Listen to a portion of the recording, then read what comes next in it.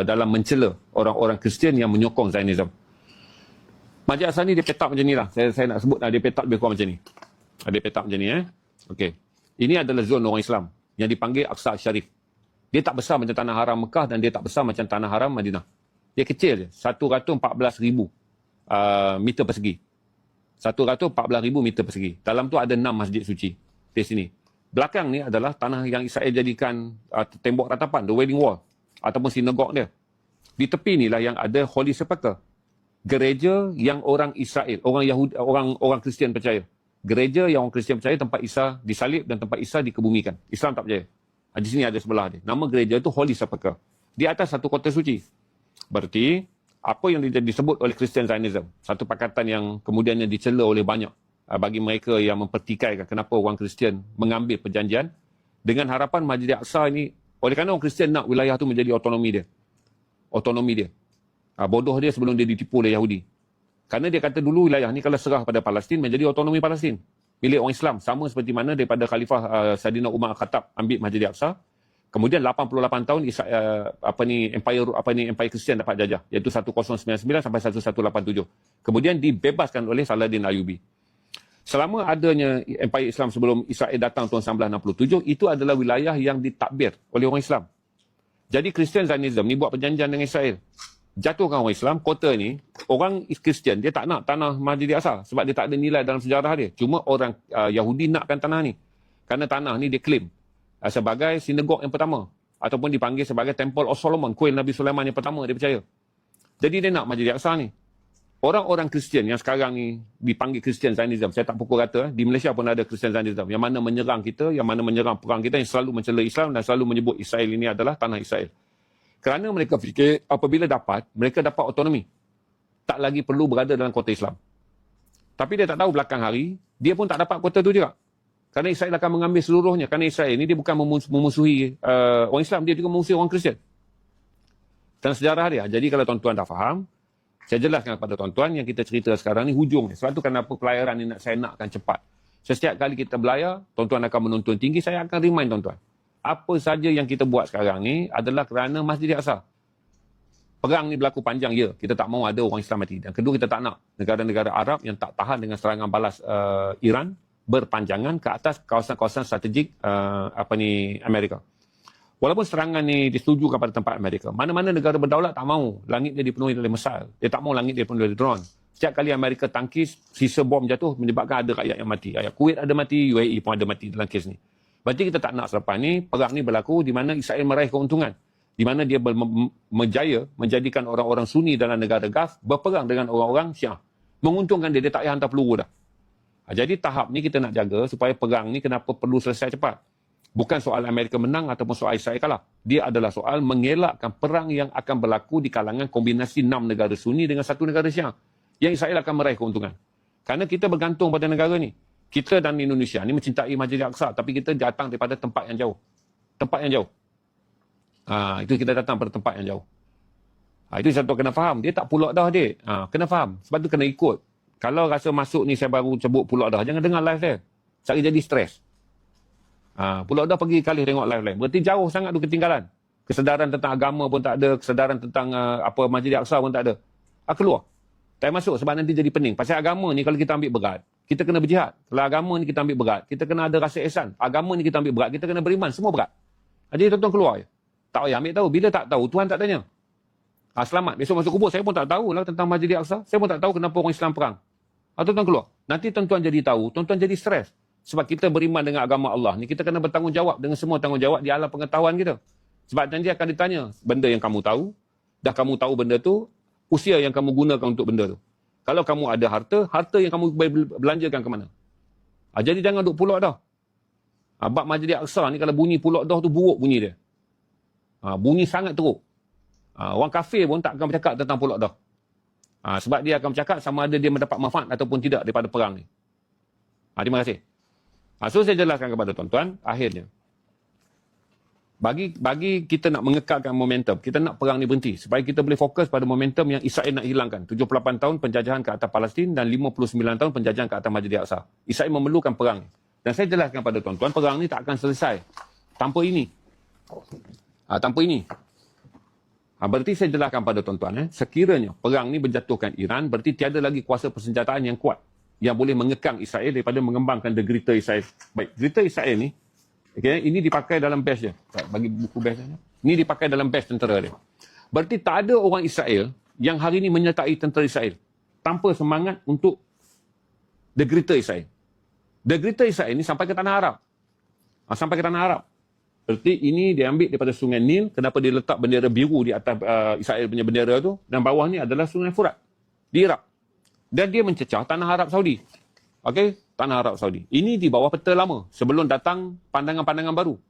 Bila datang pandangan baru, orang Israel mengatakan, kerana kita banyak, setiap kali kita perang dengan Israel, kita duk sebut kota Khaybar, kota Khaybar. Ingat perang Khaybar, ingat perang Khaybar. Ingat, kita selalu sebut. Maka Israel kata sekarang, dia nak Mekah. Kerana dia kata, dia susun naratif, dia mengatakan Mekah tu adalah Bani Israel yang buka. Ketika Bani Israel tahu tentang turunnya Nabi yang akhir, mereka harap Nabi yang akhir tu adalah daripada kalangan Bani Israel. Maka orang-orang Israel ini pergi duduk di kota Mekah. Untuk memastikan mereka adalah yang terpilih menjadi Nabi yang terakhir. Akhirnya Nabi yang terakhir ini dipilih daripada kalangan orang Arab. Nabi Muhammad SAW. Israel cipta naratif ni. Sekarang tak apalah, Muhammad lahir bukan daripada kalangan kami. Tapi dia kata dia buka kota Mekah tu. Sejarah kamu sebut. Sejarah kamu kata perang Khaybar, berarti kami ada di situ. Maka dia kata Khaybar dia buka dulu. Jadi kalau tuan-tuan faham tentang sejarah ni dan tuan-tuan belajar banyak, tuan-tuan faham. Kebimbangan kita semua bukan saja tentang dulu tuan-tuan. Waktu kita baru sedar dan buka dunia ni, kita dah hilang Masjid Al-Aqsa.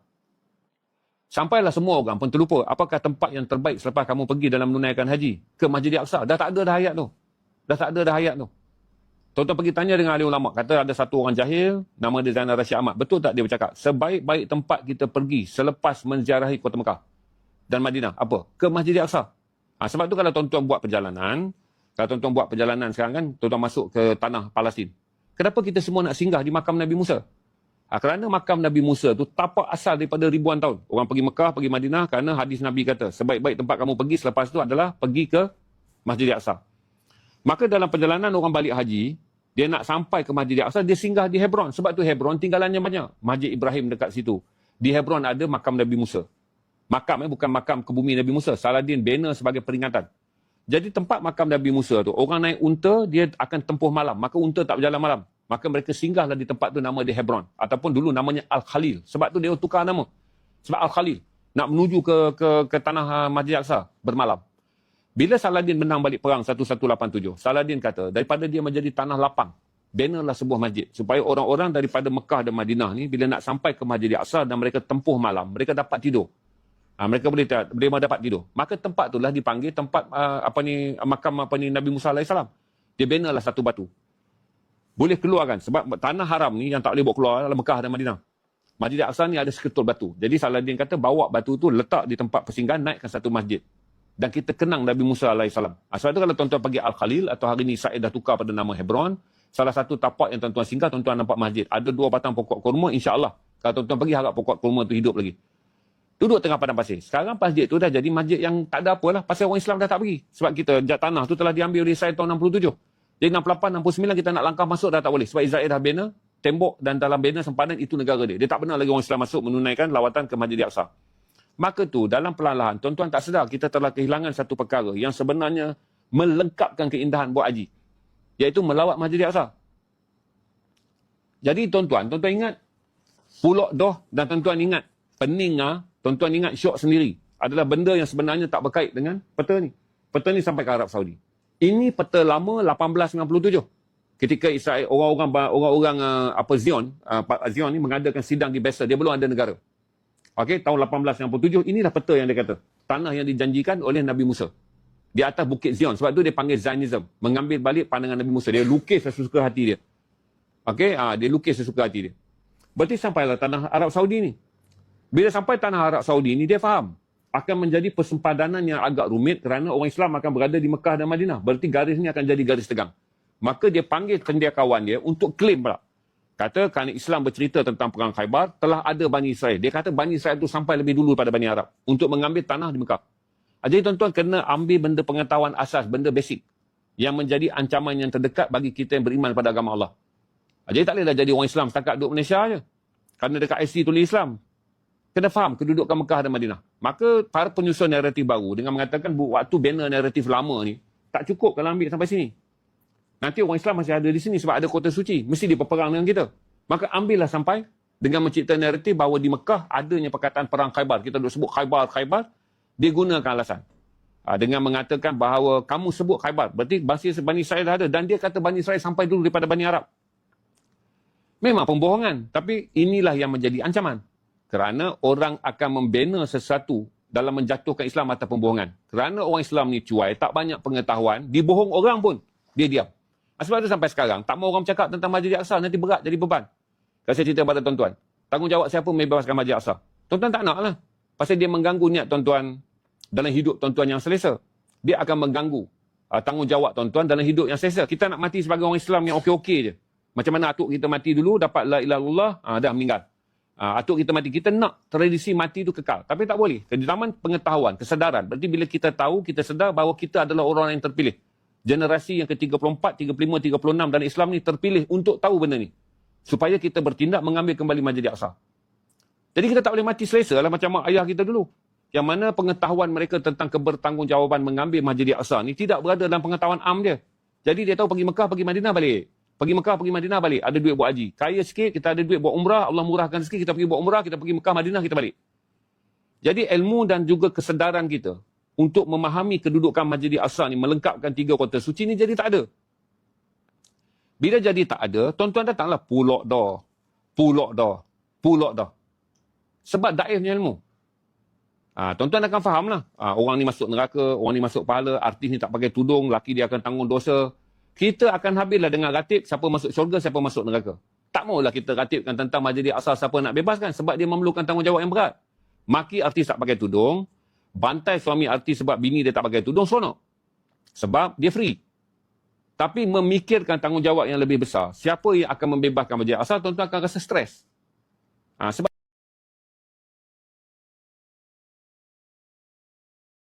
perjalanan, dan sebab perjalanan inilah disebut dengan kalimah abir. Satu. Yang kedua ialah abir ini dinisbahkan dengan dikatakan bahawa Nabi Allah Ibrahim alaihi salam adalah manusia pertama yang telah merentasi sungai Tigris.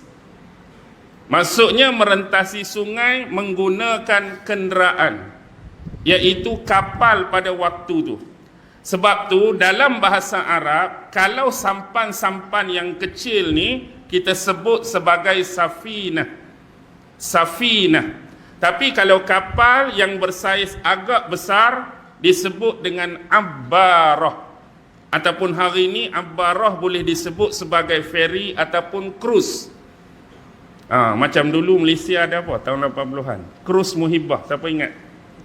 Hak pi ke Sabah Sarawak tu, dulu-dululah. Lah ni tak tahu dah krus Muhibah pi mana. Tu abbarah. Ada lagi kosakata 3 tadi, ain, ba dan ra. Jadi riwayat kedua menyebut kerana Nabi Allah Ibrahim manusia pertama yang merentasi sungai Tigris. Tu yang kedua. Manakala yang ketiga, abir ini ialah mengambil nama sempena daripada nenek moyang Nabi Allah Ibrahim yang belah atas.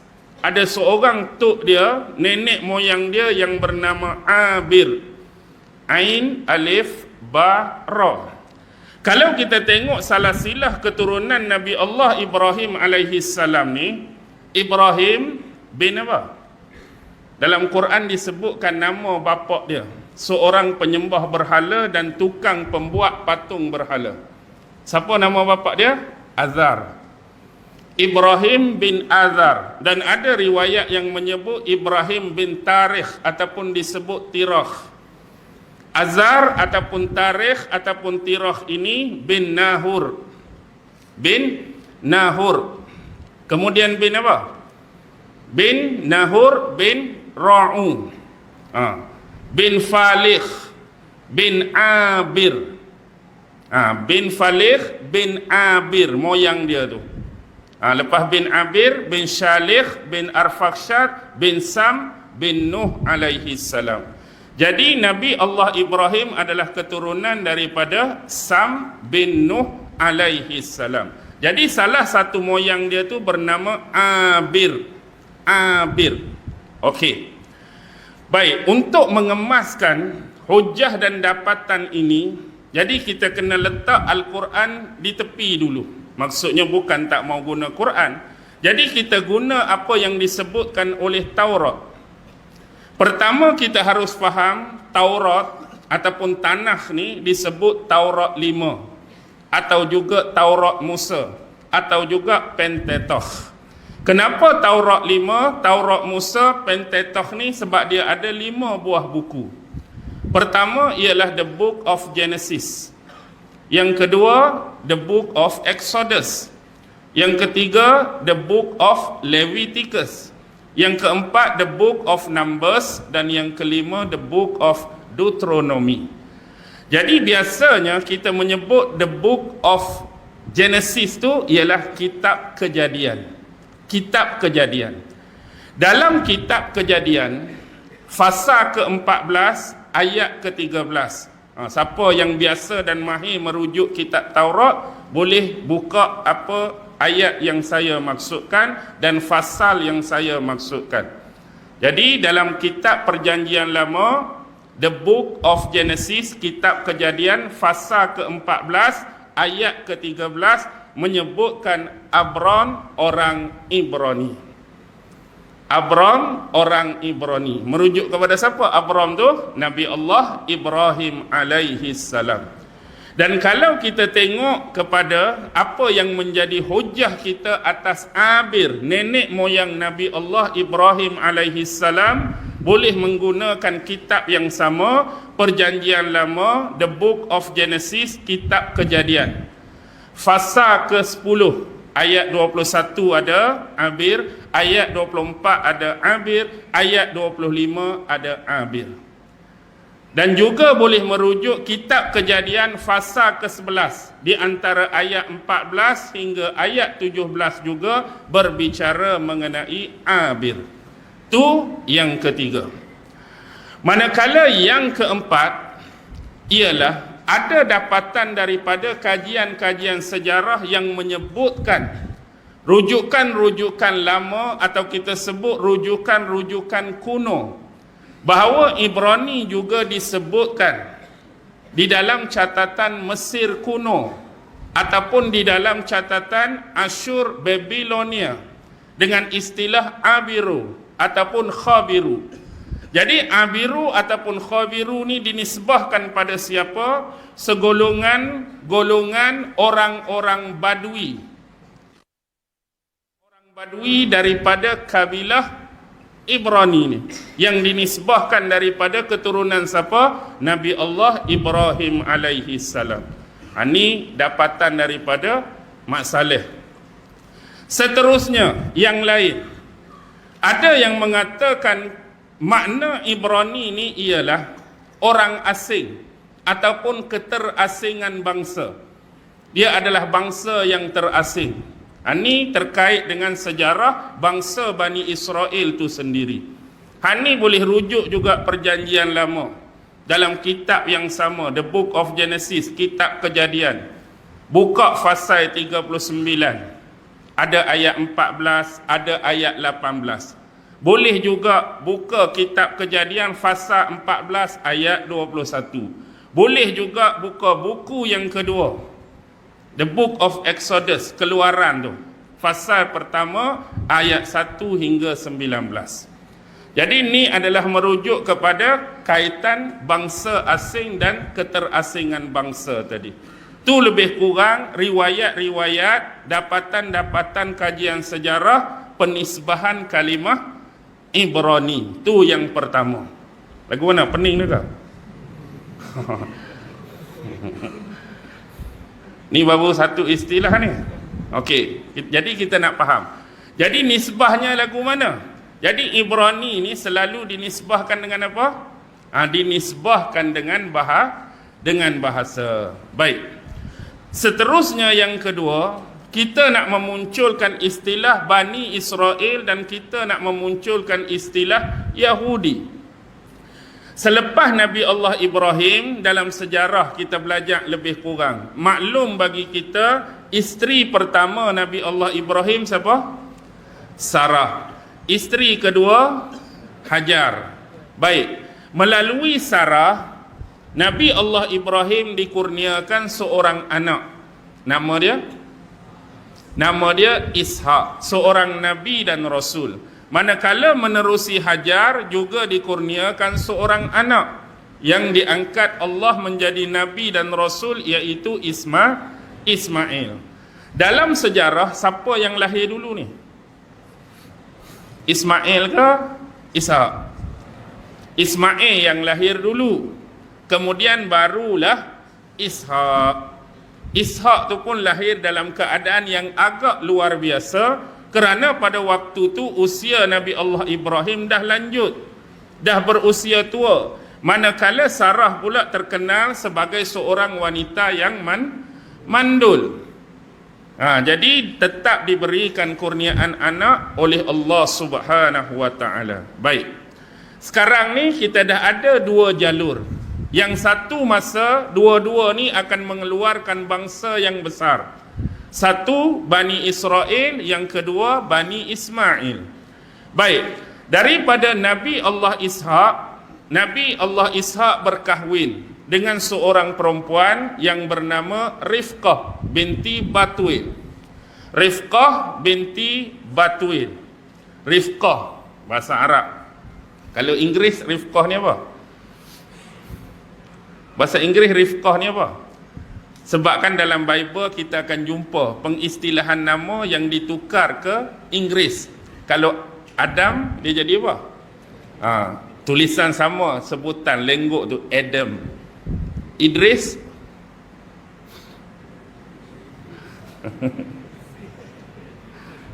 saya pun tak tahu Idris apa.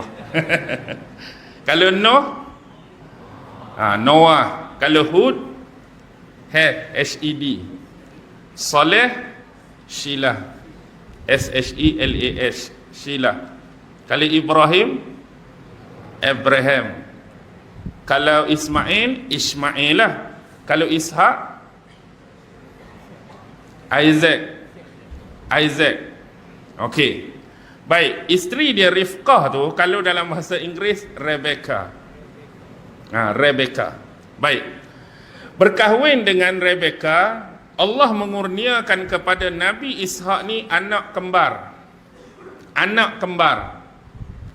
Pertama, abang yang sulung nama dia Aish ataupun disebut Aisu, E-I-S-U. Manakala adik kembarnya ialah Nabi Allah Yaqub alaihi salam. Jadi kena tahu dan faham dalam sejarah, Nabi Allah Yaqub tu lahirnya kembar bersama abangnya yang bernama Aish. Sebelum terlupa saya nak sebut, kalau tadi Nabi Lut disebut 27 kali, Nabi Ishak disebut berapa kali? Nabi Ismail 12 kali, Nabi Ishak 17 kali. Ismail 12 kali, Ishak 17 kali disebutkan dalam Al-Quran. Baik, selepas itu ada Nabi apa? Nabi Yaqub tadi. Inilah kita akan memecahkan kata kunci, sebab Nabi Yaqub inilah yang digelar sebagai Israel. Nabi Yaqub pula disebut dalam Al-Quran sebanyak 18 kali. Satu kali lebih berbanding dengan bapa dia. Siapa dia? Ishak 17 kali. Baik. Daripada Nabi Allah Yaqub inilah, kemudian Nabi Yaqub berkahwin. Panjang cerita dia. Dia berkahwin. Berapa isteri Nabi Yaqub? Isteri Nabi Yaqub ada berapa? Angkat sekali bang. 4. Betul lah tu, 4. Ni ikut sejarah Taurat, isteri yang pertama Lia. Isteri yang kedua siapa? Rahil.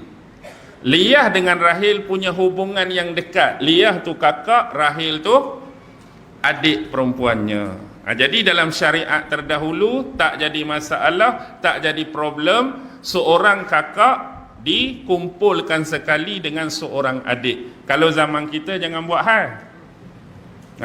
Boleh nak kahwin dengan adik, tu pun kena lalui dua benda. Pertama, selepas kakak diceraikan, atau yang kedua, selepas kakak meninggal. Nak kahwin, kahwinlah. Tapi untuk kumpul sekaligus dan serentak, sudah terbatal syariat tersebut.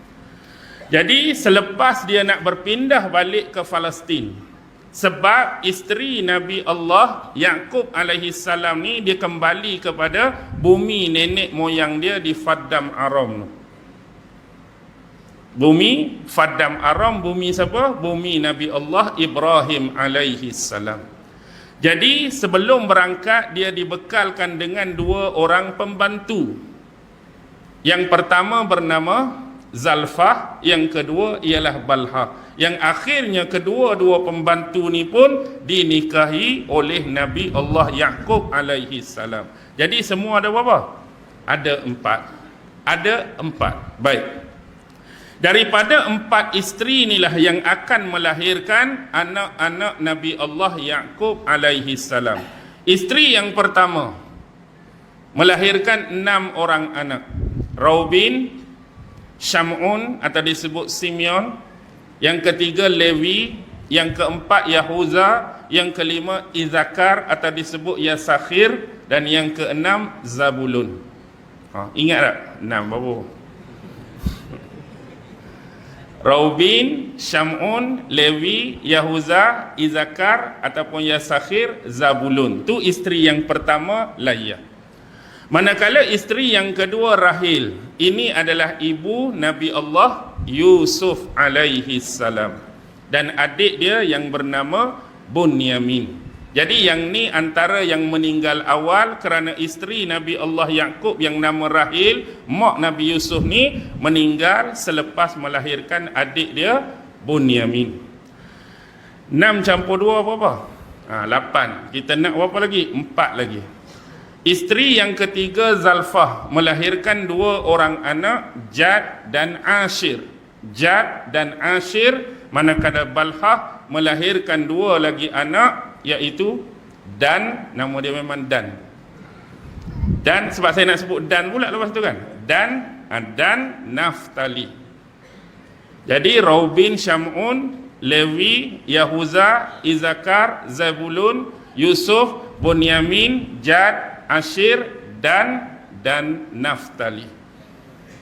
Tak ada anak perempuan ke? Ada. Dalam rekod mereka, anak perempuan ada seorang yang bernama Dinah. Anak perempuan ni daripada isteri mana? Daripada abang hak 6 orang. Isteri pertama tu ada seorang anak perempuan nama Dinah. Baik. Jadi 12 orang inilah yang dikenal sebagai Bani Israel. Bani bermaksud anak-anak Israel, kembali merujuk kepada Nabi Allah Yaqub. Jadi persoalan dia, macam mana boleh berlaku pertukaran daripada namanya yang asal Yaqub kepada penisbahan nama Israel. Baik. Kalau kita mengikuti sejarah sebagai contoh, penggunaan nama Israel ni boleh berlaku di antara kurun ke-18 hingga ke-19 sebelum Masihi. Ini bermula zaman Nabi Allah Yaqub tu sendiri. Kalau rujuk kitab Taurat, tuan-tuan akan boleh tengok di dalam perjanjian lama, The Book of Genesis, kitab Kejadian, pasal 32. Ini penting. Pasal 32 bermula ayat 24 sampai ayat 32. Di situ diceritakan apakah peristiwa yang berlaku sehingga kan Nabi Allah Yaqub ditukar kepada Israel. Berlaku peristiwa apa? Peristiwa Nabi Allah Yaqub bergusti. Bergusti dengan seorang lelaki. Ikut tafsir mereka, ada kata lelaki itu hanya malaikat, dan lebih jauh ada kata lelaki itu sendiri adalah Tuhan Yahweh. Jadi Nabi Allah Yaqub bergusti lawan siapa? Lawan Tuhan. Akhirnya menang. Walaupun paha dia sendiri patah ataupun terseliup. Sebab itulah Nabi Allah Yaqub mengharamkan atas diri dia makan tulang pangkal, daging unta bahagian tulang pangkal tu. Maksudnya unta bahagian tulang pangkal tu diharamkan atas diri dia. Disebabkan peristiwa tersebut. Baik, atas dasar itulah engkau selepas ini jangan sesekali dipanggil dengan nama Yakub tetapi dipanggil dengan nama Israel, kerana engkau telah mengalahkan Tuhan dan telah mengalahkan manusia. Jadi Israel. Baik, walaupun cerita ini bagi kita dari sudut logika dan rasional nampak apa? Nampak dongeng. Di sudut kita nampak dongeng dan ada unsur-unsur yang berbau khurafat. Walau bagaimanapun mereka berpegang dengan kisah ini disebabkan kisah ini dimuat di dalam kitab suci mereka. Sebab Taurat ni kitab yang diimani, diyakini, dipercayai oleh mereka. Jadi mereka akan gunakan ayat-ayat ataupun firman yang berkaitan dengan peristiwa tersebut. Tapi bagi kita orang Islam, kita nampak tu lebih kepada dongeng dan lebih kepada khurafat. Baik. Seterusnya perlu kita lihat kepada konteks ayat-ayat Al-Quran. Dalam konteks ayat Al-Quran, cuba tuan-tuan rujuk surah Ali Imran ayat 93. Kullu ta'ami kana hillan li bani Israel illa ma harrama Israelu ala nafsihi min qabli an tunazzalat Taurat. Kullu ta'am hillan li bani Israel. Semua jenis, semua bentuk makanan asalnya halal ke atas Bani Israel. Illa ma harrama Israelu ala nafsihi. Kecuali apa yang telah diharamkan pada Israel atas dirinya sendiri. Pertama daging tadi, yang kedua susu unta. Dia haram tu atas konteks lah. Ada kata penyakit, ada kata peristiwa tu. Tapi bukan untuk orang lain, untuk diri dia. Min qabli an tunazzalat Taurat, sebelum diturunkan kitab Taurat. Maknanya kitab Taurat ni pada Nabi yang terkemudian, Nabi Musa. Jadi berpandukan ayat ni dan berpandukan tadi, kita dapat lihat bahawa penisbahan kalimah Israel dalam Al-Quran kita tidak mempunyai asas. Bukan ayat Quran tu tak ada asas. Maksudnya asas kepada penceritaan yang depa macam tadi tu. Maksudnya sebab-sebab, peristiwa, apa reason, apa clarify yang berlaku menyebabkan nama Yakub jadi Israel tak ada diceritakan dalam Al-Quran. Sebagaimana kita tengok kepada hujah depa dalam kitab Kejadian ayat 32, 24, 32 tadi. Tetapi di sini kita dapat lihat sesuatu. Apa yang mereka mahu munculkan sebenarnya ialah sifat resis. Sifat resis untuk mereka menaikkan Bani Israel itu sendiri. Maksudnya dengan kata lain, mereka cuba mengekang dan menghadkan, buat limitation. Bahawa Bani Israel ni punya keistimewaan tertentu. Yang mereka nak sekat apa, yang mereka nak had apa, yang mereka nak limitation apa, keturunan yang sebelah satu lagi. Iaitu nak menjatuhkan dan merendahkan martabat keturunan Nabi Allah Ismail alaihi salam. Dengan meletakkan dia punya apa dia? Dia punya resis, dia punya kebanggaan, dia punya keunggulan hanya melalui jalur dan salasilah ini sahaja. Selepas peristiwa itulah baru muncul Bani Israel, bangsa pilihan Tuhan. Perjanjian Tuhan hanya dengan Bani Israel. Janji Tuhan hanya dengan Bani Israel. Keluar dah permainan-permainan seperti ini. Sebab dia nak cuba close up dan dia nak cuba hadkan apa? Hadkan penurunan wahyu, hadkan konteks Nabi-Nabi dan Rasul cuma melalui jalur belah ni saja. Dan sebab tu bila melalui Nabi Ismail lahirnya Nabi Muhammad, mereka tanpa segan silu menolak kenabian dan menolak kerasulan junjungan besar Nabi Muhammad sallallahu alaihi wasallam. Dia sudah ada agenda daripada peristiwa tersebut. Dan inilah yang disebutkan oleh ahli kaji sejarah dengan istilah, iaitu myth of origin. Pernah dengar istilah ni? Myth of origin. Atau juga ada ahli sejarah yang menyebut apa dia? Etiological myth. Dia ni apa? Dia ni ialah untuk create reason, untuk cipta sebab atas terjadinya sesuatu peristiwa ataupun terjadinya sesuatu tradisi. Jadi mereka kena pegang kisah tu, walaupun di sisi kita dianggap tak masuk akal, dianggap tak rasional, dianggap tak logik, dianggap berbau unsur dongeng dan khurafat. Kerana nak legalkan benda tu, mereka masukkan dalam kitab mereka dan mereka kena mempercayai dan mengimaninya. Okey, selesai di situ. Tentang Israel. Jadi Israel ni siapa? Israel Nabi Yaqub. Ikut kitab mereka. Dan Al-Quran pun menyebut kalimah Israel dan juga Bani Israel. Israel tu Yaqub, Bani Israel tu anak-anak Yaqub yang 12 orang tadi. Baik. Satu lagi ialah, bila kita baca di dalam tafsir, contoh terutama berkaitan surah Al-Baqarah ayat 40. Siapa ingat? Ya Bani Israel azkuru ni'mati allati an'amtu alaikum wa awfu bi ahdi ufi bi ahdikum wa iyaya farhabun. Seruan daripada Allah, wahai Bani Israel. Kalau tuan-tuan baca tafsir, seruan ni untuk siapa? Seruan ni untuk siapa? Dah panggil Bani Israel, mesti Bani Israel. Sedangkan kepenggunaan